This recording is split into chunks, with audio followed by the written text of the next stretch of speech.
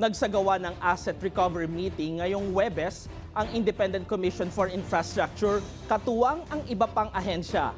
Layo nitong tukoy ng mga dapat gawin para maibalik ang mga pondong ninakaw mula sa bayan.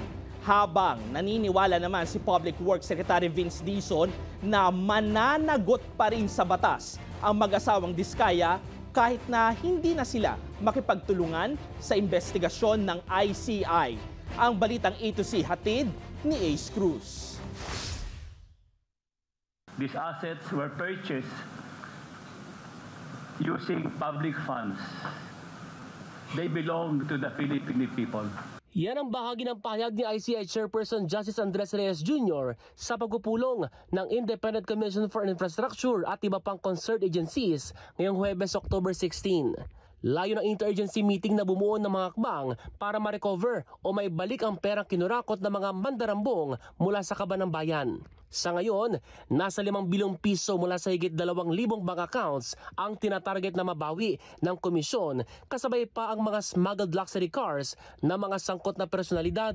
Money that should be utilized to better the lives of Filipinos were instead used by corrupt individuals to buy exotic cars, luxury vacations, and even gamble in casinos.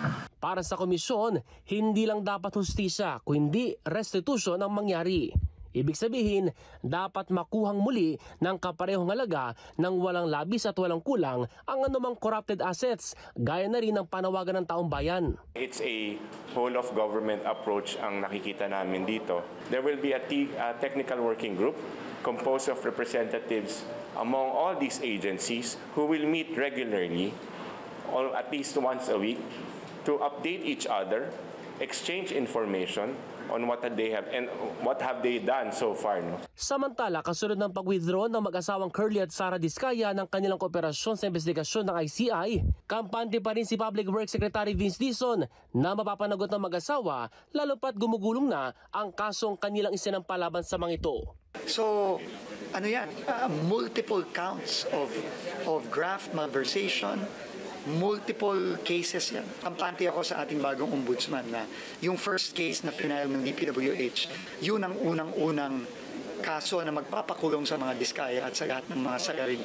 Narindigan din ang ICI na hindi maimpluwensyahan ng pag-atras sa mga Diskaya sa investigasyon ang kanilang trabaho. Ito'y matapos na maghayag ng pagkadismaya ang publiko na ganun-ganun lang nakapagbitiw ang pinaka-prominenteng kontratista sa flood control probe. I don't think that will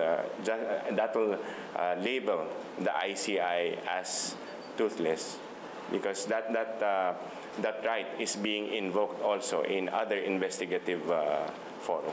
Anya, ano't ano man ang mangyari, mananagot ang mga salarin. Para sa Balitang A to Z, Ace Cruz.